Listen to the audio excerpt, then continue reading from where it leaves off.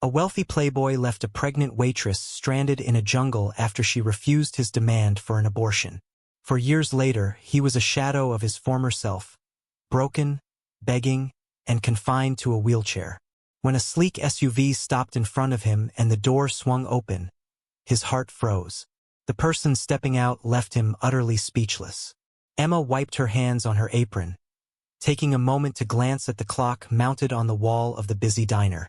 It was just past 7 p.m., and the familiar hum of clinking dishes and casual conversations surrounded her.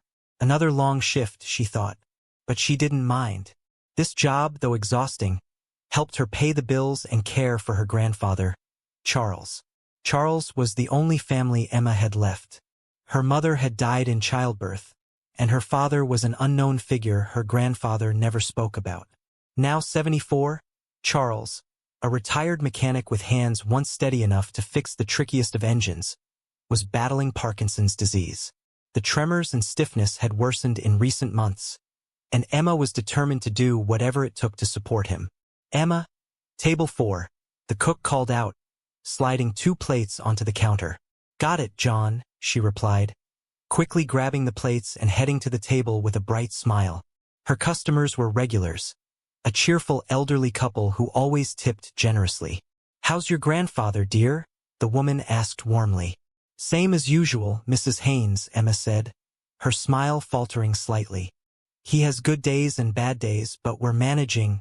"You're such a hard-working girl," Mrs. Haynes said, patting her hand. Emma thanked her and returned to the counter, her mind already shifting to the errands she had to run after work. Medication for Charles, groceries, and maybe, if she could stretch her paycheck, something small to brighten his day. A book or a snack he loved. By the time her shift ended, the sky was painted in hues of deep purple and orange. She walked home through the quiet streets of Austin, her thoughts swirling with worry. The cost of Charles's treatments was increasing, and their savings were dwindling fast. As Emma unlocked the door to their small apartment, the familiar scent of motor oil and leather greeted her, a lingering reminder of Charles's days at the garage. "Grandpa, I'm home," she called out, setting her bag on the counter. "In here, Emma," came his shaky voice from the living room. She found him in his recliner, a blanket over his knees and his hands trembling slightly as he adjusted his glasses. "Long day?" he asked with a faint smile. "Not too bad," she said, leaning down to kiss his forehead. "How are you feeling?" Same old," he replied. "But don't you worry about me, kiddo. How was work?" "Busy. But it's okay," she said, kneeling beside him. "Grandpa will figure something out. The new treatment the doctor mentioned. Maybe we can apply for financial aid or—" Charles shook his head. "Emma, you're already doing too much. I don't want you worrying about me like this. You should be out there, living your life, not chained to an old man." Tears pricked at Emma's eyes, but she quickly blinked them away. "You're my family, Grandpa. We'll figure this out together." Later that evening, Emma sat at the small kitchen table, poring over bills and medical statements. The numbers blurred together as exhaustion took hold. She wanted to scream, to cry, but she held it in. Charles didn't need to see her like that. The next day, as Emma served coffee to the diner's patrons, her life took an unexpected turn. A group of young men walked in, their laughter loud and carefree. One of them, with tousled dark hair and an easy smile, caught Emma's attention for all the wrong reasons. He exuded confidence, almost arrogance, as he sauntered to a booth with his friends. "Hey, sweetheart," he said when Emma approached to take their order. "What's your name?" "Emma," she said curtly, her tone professional. "What can I get for you?" "Emma," he repeated, as if savoring the name. "I'll have whatever you recommend." She rolled her eyes internally but scribbled down his order. His name, she later learned, was Ryan, a wealthy young man who seemed to have nothing but time on his hands. Over the next few weeks, Ryan became a regular at the diner, always sitting in Emma's section and striking up conversations. Despite her initial annoyance, she found herself softening toward him. He had a charm that was hard to ignore. One evening, after her shift, Ryan offered to walk her home. "I can manage," she said, but he insisted, flashing that disarming smile. As they strolled through the streets, Emma found herself laughing at his stories. He was different from anyone she'd met, confident, carefree, and seemingly unbothered by the burdens of life. It was a stark contrast to her own world, weighed down by responsibilities and worry. "You're amazing, you know that?" Ryan said, stopping under a street lamp. Emma looked at him, surprised. "What do you mean? You work so hard, take care of your grandfather, and still find time to smile," he said. "I don't think I've ever met anyone like you." For the first time in a long while, Emma felt seen. She smiled, a small blush creeping into her cheeks. Maybe, just maybe, she thought life was about to change for the better. The days turned into weeks, and Emma found herself growing closer to Ryan. His visits to the diner became more frequent, and soon, he wasn't just walking her home but taking her out to fancy restaurants and showing her parts of Austin she'd never seen. For the first time in years, Emma felt like she was more than just a waitress and a caretaker. She felt cherished. "Emma," Ryan said one evening as they strolled along the Colorado River, the city lights shimmering on the water. "Have you ever thought about getting out of this place?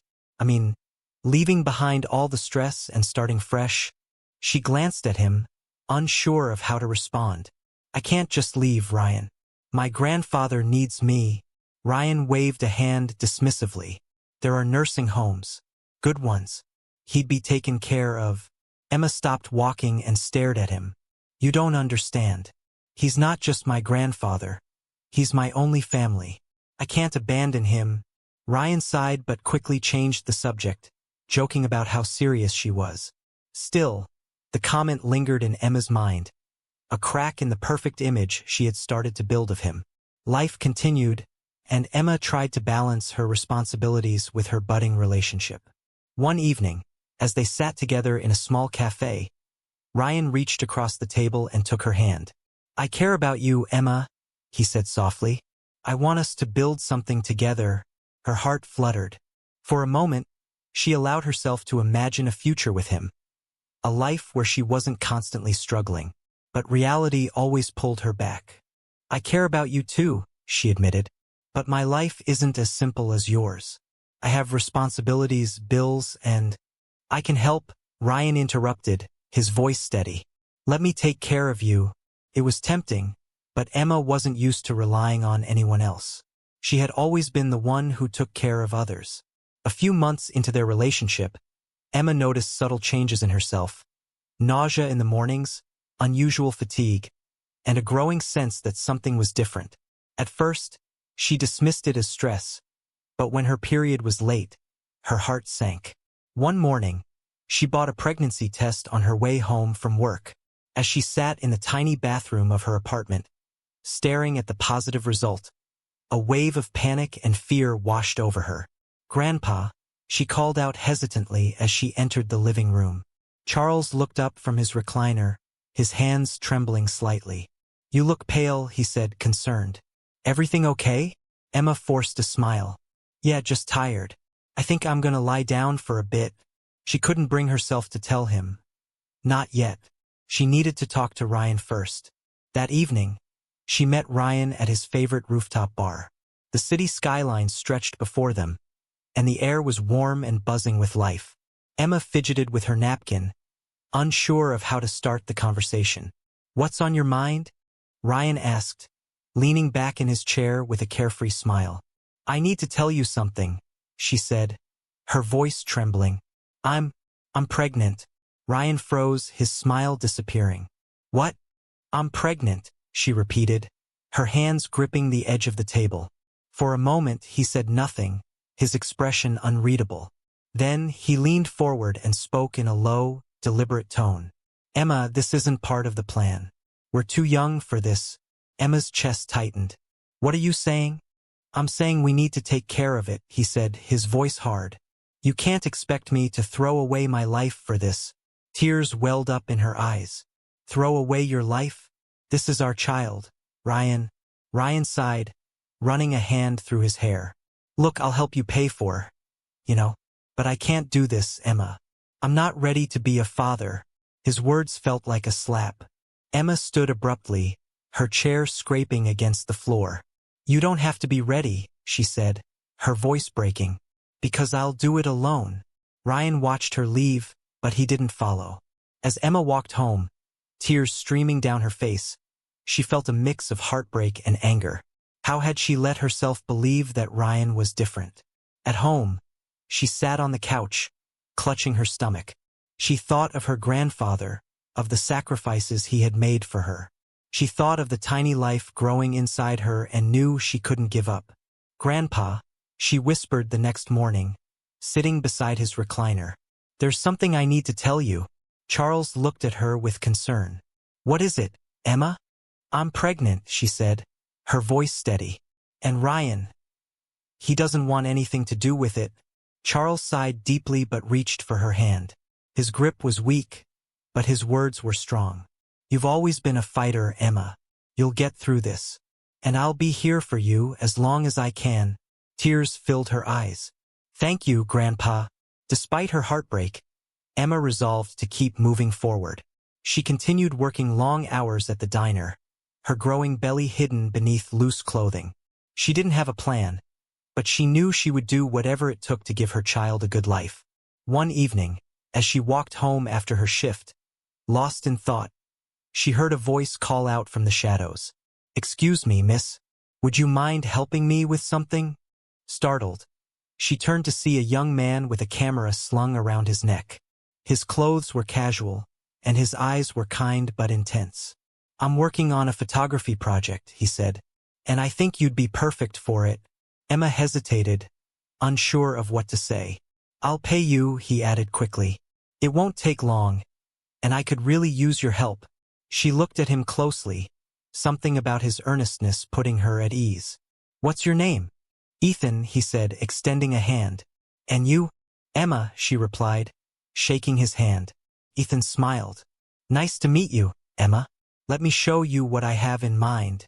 Emma didn't know it yet, but this chance encounter was about to change her life. Ethan's presence in Emma's life felt like a lifeline she hadn't known she needed. After their chance encounter on the dimly lit street, he explained his photography project, detailing how he wanted to capture the essence of resilience and everyday heroism through portraits of people facing life's challenges. "Your face tells a story, Emma," Ethan said with a quiet conviction. "I'd love to include you in my project. I'll pay you for your time, and if you need more, I can help with that too." At first, Emma was hesitant. The idea of being in front of a camera felt foreign and intimidating. But Ethan's sincerity and his willingness to help with her grandfather's treatment swayed her. She had no idea how much money he could offer, but any help would make a difference.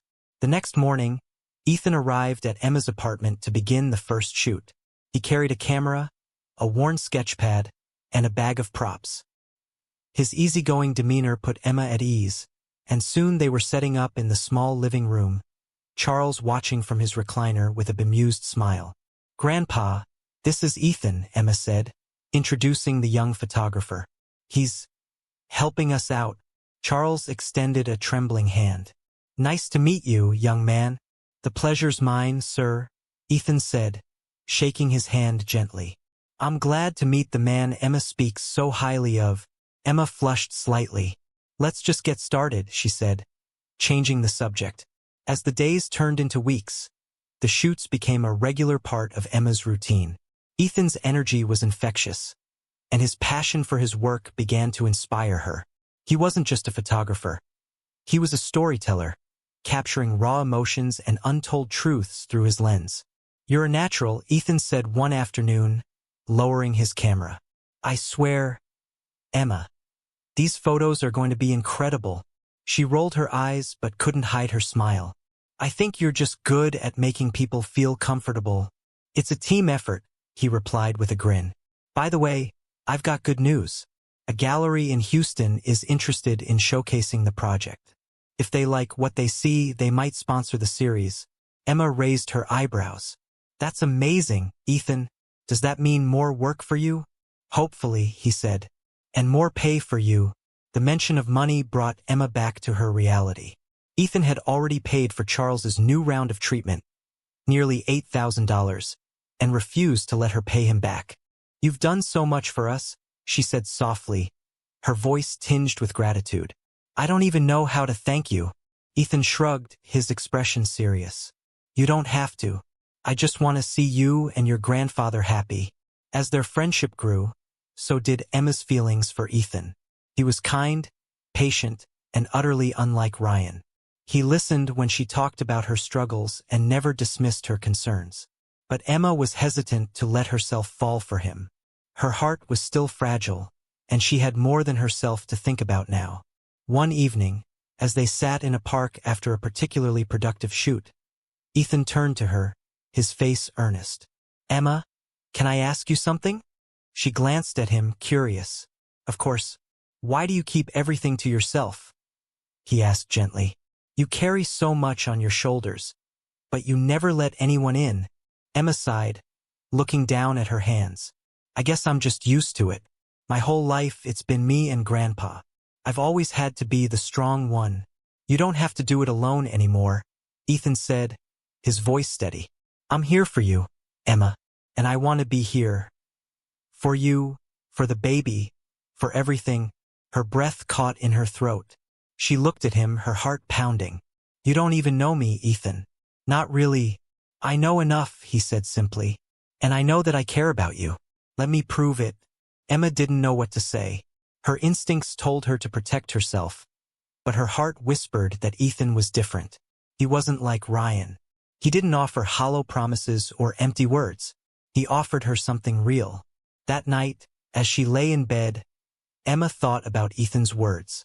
For the first time in months, she allowed herself to hope, not just for her child, but for herself. Ethan continued to show her what it meant to have someone in her corner. He supported her through every step of her pregnancy, attending doctor's appointments and helping around the apartment. Charles grew fond of him, often teasing Emma about how much Ethan doted on her. I think you found yourself a good one, Charles said one evening, watching Ethan fix a squeaky chair.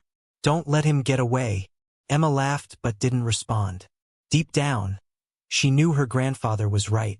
By the time Emma's son, Liam, was born, Ethan was by her side, holding her hand as she brought new life into the world. The moment she held her baby boy in her arms, all her doubts melted away. She looked at Ethan, tears in her eyes, and whispered, "Thank you." Ethan smiled, his voice full of emotion. "Thank you, Emma, for letting me be part of this." The years that followed Liam's birth were a whirlwind of growth, love, and quiet triumphs. Emma adjusted to her new life as a mother, and Ethan's unwavering support never faltered. He was there for every sleepless night, every first giggle, and every step Liam took toward becoming the energetic, curious boy who now filled their lives with endless joy. Ethan's career as a graphic designer and photographer took off after his gallery exhibition in Houston. His portraits, including several of Emma, were lauded for their raw emotion and authenticity. Sponsors lined up to work with him, and the steady stream of income allowed Ethan to focus on what mattered most: Emma, Liam, and their future together. One warm afternoon, the little family visited a park in Austin. Liam ran ahead, his laughter ringing out as he chased a butterfly. Emma sat on a blanket under the shade of a tree, cradling her newborn daughter, Amelia, while Ethan stretched out beside her. "She's so tiny," Ethan whispered, gazing at the baby with a mixture of awe and tenderness. "She'll catch up," Emma replied with a soft smile. Liam was this small once. "Hard to believe, isn't it?" Ethan chuckled. "He's a whirlwind now. I can barely keep up with him." Emma looked at him, her heart swelling with gratitude. "Ethan, I don't know how I got so lucky. You've been my rock through everything. I don't think I'll ever be able to thank you enough." Ethan sat up and took her hand. "You don't need to thank me, Emma. You've given me everything I could ever want. A family, love, and a purpose. You and the kids are my whole world." Life was not without its challenges, of course. Charles's health had continued to decline, and while his treatments managed the symptoms of Parkinson's disease, the years weighed heavily on him. One evening, as Emma helped him into bed, he clasped her hand tightly. "You've made me proud, Emma," he said, his voice weak but steady. "You've built a beautiful life for yourself and the kids. And Ethan, he's a good man. Don't ever let him go." Emma's throat tightened as tears welled in her eyes. I won't, Grandpa. Promise. Charles smiled faintly, his eyes closing as exhaustion overtook him. Good.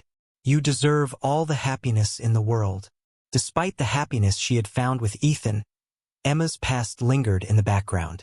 One day, during a trip to Houston for one of Ethan's projects, she spotted a familiar figure. Ryan sat in a wheelchair by a fountain, his once confident demeanor replaced by a somber, distant expression.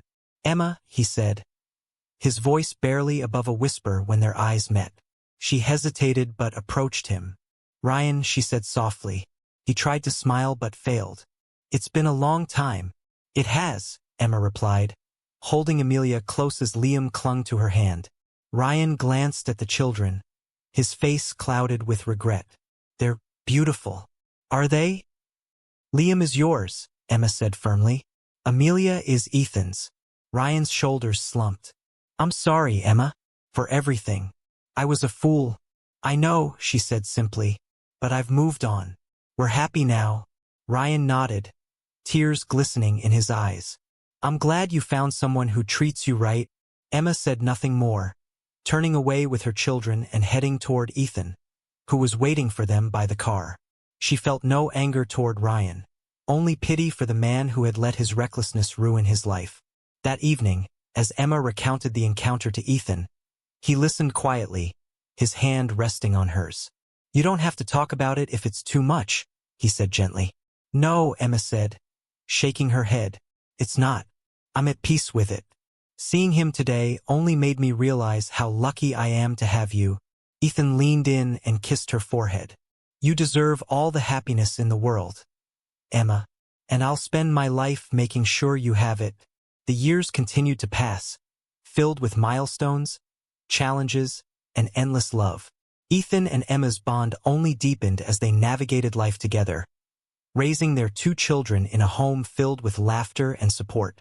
Liam grew into a bright and adventurous boy, while Amelia's gentle spirit brought balance to their lively household.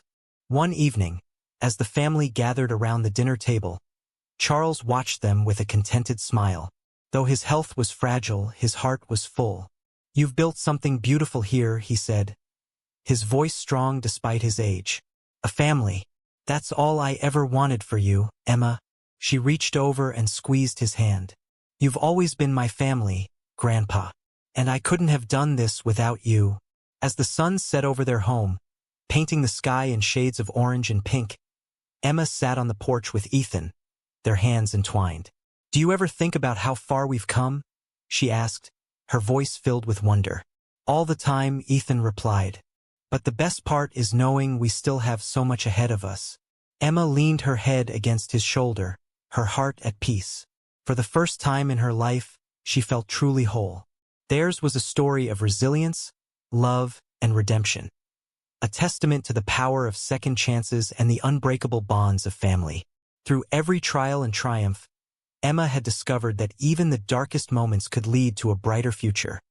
One built on hope, determination, and unwavering love.